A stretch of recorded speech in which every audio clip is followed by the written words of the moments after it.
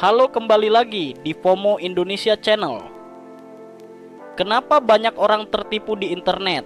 Di era digital yang semakin berkembang pesat, internet telah menjadi bagian tak terpisahkan dari kehidupan sehari-hari kita. Internet memberikan banyak manfaat, mulai dari kemudahan akses informasi, komunikasi, belanja, hingga hiburan. Namun, di balik semua kemudahan tersebut, ada banyak risiko yang mengintai, salah satunya adalah penipuan atau scam di internet. Meskipun dunia maya menawarkan banyak peluang, namun kenyataannya banyak orang yang tertipu di internet. Lalu, apa yang membuat banyak orang terjebak dalam penipuan online? Ada beberapa faktor yang berperan besar dalam fenomena ini. 1. Kurangnya pengetahuan dan kesadaran digital. Salah satu alasan utama mengapa banyak orang tertipu di internet adalah kurangnya pengetahuan dan kesadaran tentang keamanan digital. Banyak orang yang belum memahami dengan baik tentang ancaman yang ada di dunia maya, seperti phishing, scam, atau malware. Mereka seringkali merasa nyaman karena merasa aman dalam lingkungan internet yang luas, dan seringkali tidak menyadari bahwa mereka dapat dengan mudah menjadi target penipuan. Penipu di internet seringkali memanfaatkan ketidaktahuan orang tentang cara mengenali tanda-tanda scam. Misalnya, mereka mungkin mendapatkan email yang terlihat sah dengan logo perusahaan yang terkenal atau tawaran investasi yang sangat menggiurkan. Tanpa pengetahuan yang memadai, banyak orang tidak menyadari bahwa ini adalah taktik yang digunakan oleh penipu untuk mengecoh mereka. Keinginan untuk mendapatkan keuntungan cepat dan mudah. Manusia cenderung mencari cara yang cepat dan mudah untuk mendapatkan keuntungan, dan hal ini dimanfaatkan dengan baik oleh penipu di internet. Banyak penipuan yang menawarkan keuntungan besar dalam waktu singkat dengan usaha minimal, seperti investasi yang menjanjikan hasil luar biasa, hadiah undian yang tak terduga, atau tawaran diskon besar-besaran untuk barang-barang mahal. Keinginan untuk mendapatkan uang atau barang secara mudah seringkali menggoda orang untuk melupakan logika atau berhati-hati. Penipu tahu bahwa orang-orang ini cenderung lebih terbuka terhadap tawaran yang terlalu bagus untuk ditolak, dan mereka akan menggunakan hal ini untuk menarik perhatian mereka. Sebagai contoh, penipuan investasi atau penipuan pekerjaan jarak jauh seringkali menjanjikan hasil yang sangat tinggi dalam waktu yang sangat singkat. 3. Taktik manipulasi dan psikologi sosial. Penipu di internet seringkali menggunakan taktik manipulasi yang sangat cerdik untuk menipu korban mereka. Mereka tahu bagaimana memanfaatkan psikologi manusia untuk menciptakan rasa urgensi atau ketakutan. Misalnya, mereka mungkin mengirim email yang mengklaim bahwa akun bank atau akun media sosial seseorang telah diretas, dan mereka perlu segera mengklik tautan untuk mengamankan akun mereka. Dengan cara ini, penipu membuat korban merasa terdesak untuk bertindak cepat tanpa berpikir panjang. Selain itu, penipu sering menggunakan teknik sosial yang disebut social engineering, di mana mereka mencoba untuk mempengaruhi korban dengan membangun rasa saling percaya. Mereka bisa berpura-pura menjadi teman lama, seorang pejabat pemerintah, atau seseorang yang mereka anggap dapat dipercaya. Teknik-teknik ini memanfaatkan sifat alami manusia untuk mudah dipengaruhi atau merasa takut, yang akhirnya membuat korban membuat keputusan terburu-buru dan melanggar prinsip kehati-hatian. Penipuan yang semakin canggih dan terkesan sah.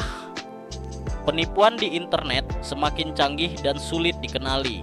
Penipu menggunakan teknologi yang semakin berkembang untuk membuat skema mereka lebih meyakinkan. Misalnya, mereka bisa membuat situs web palsu yang sangat mirip dengan situs web perusahaan besar, mengirimkan email yang sangat mirip dengan email resmi perusahaan, atau bahkan meniru nomor telepon resmi perusahaan. Banyak penipuan kini dirancang untuk terlihat sangat sah dan profesional, membuat orang merasa aman dan percaya diri. Penipu bisa membuat email dengan alamat yang tampaknya resmi, menggunakan desain yang menyerupai organisasi terkenal, dan bahkan menggunakan nama dan foto orang yang tampak seperti pekerja resmi. Hal ini membuat orang cenderung mengabaikan tanda-tanda peringatan atau tidak memeriksa lebih lanjut sebelum bertindak. Kelima, ketergantungan pada internet untuk kebutuhan sehari-hari. Seiring dengan meningkatnya ketergantungan pada internet untuk berbagai aspek kehidupan, mulai dari berbelanja, melakukan transaksi perbankan hingga bekerja, semakin banyak pula potensi bagi penipu untuk mengeksploitasi kebiasaan online kita.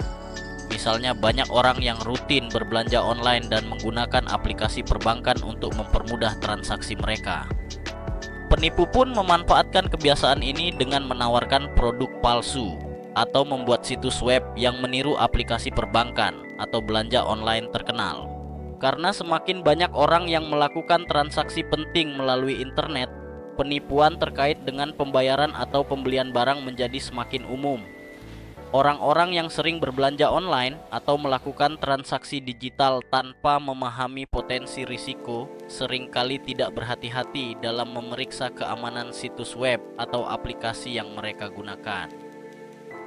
Penggunaan media sosial yang rentan terhadap penipuan media sosial telah menjadi bagian yang sangat penting dalam kehidupan sehari-hari. Namun, di balik popularitasnya, ada banyak risiko terkait dengan penipuan. Banyak penipu yang menggunakan platform seperti Facebook, Instagram, atau Twitter untuk menjebak orang dalam berbagai skema penipuan, seperti penipuan undian, tawaran hadiah palsu, atau bahkan penipuan identitas.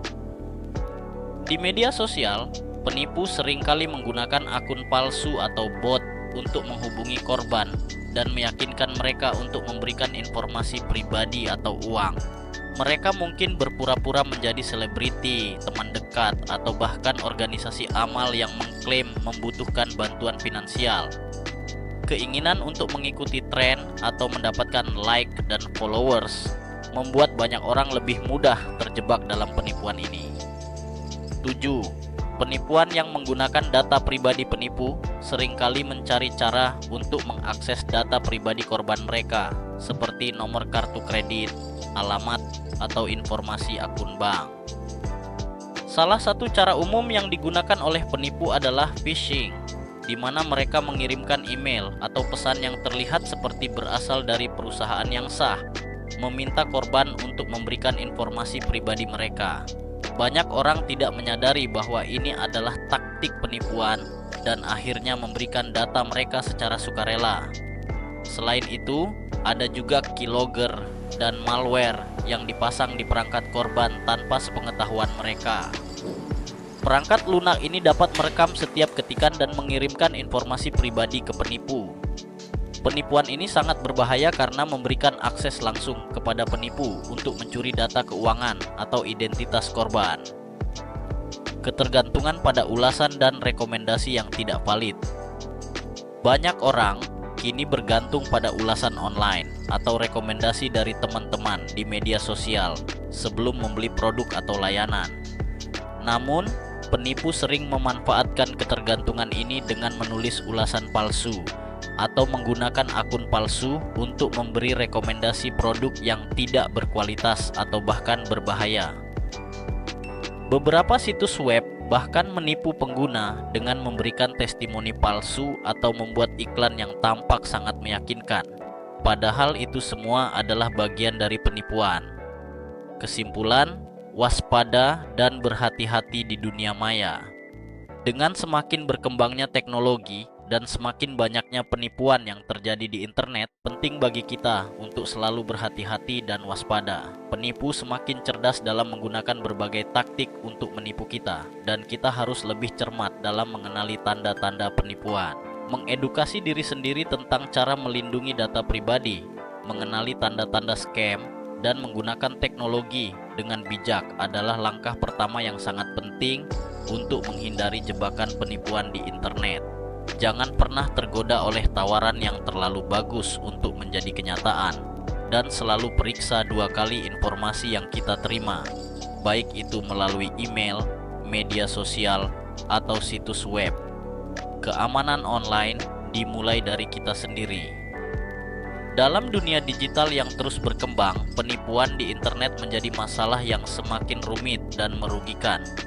Penipu memanfaatkan berbagai taktik canggih dan psikologi manusia untuk mengecoh korban, baik itu dengan menawarkan keuntungan instan, memanipulasi emosi, atau bahkan membuat situs dan pesan yang sangat mirip dengan yang sah.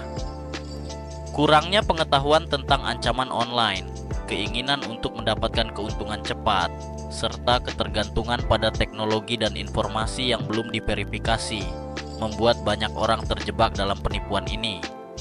Namun, kita semua bisa mengurangi risiko tertipu dengan meningkatkan kesadaran, memanfaatkan fitur keamanan yang tersedia, dan belajar mengenali tanda-tanda penipuan. Mengaktifkan autentikasi 2 faktor, memeriksa kembali informasi sebelum melakukan tindakan, serta tidak tergoda oleh tawaran yang terlalu bagus untuk menjadi kenyataan adalah langkah-langkah sederhana yang bisa kita lakukan untuk melindungi diri. Internet menawarkan banyak manfaat, tetapi kita harus selalu berhati-hati dan tidak mudah percaya pada semua yang kita temui. Dengan meningkatkan kewaspadaan dan pemahaman tentang penipuan online, kita dapat lebih aman dalam menjalani kehidupan digital ini dan menghindari kerugian yang disebabkan oleh penipuan. Keamanan kita di dunia maya dimulai dari kesadaran dan kewaspadaan pribadi yang harus terus ditingkatkan. Terima kasih telah menonton video kali ini. Sampai jumpa di konten berikutnya.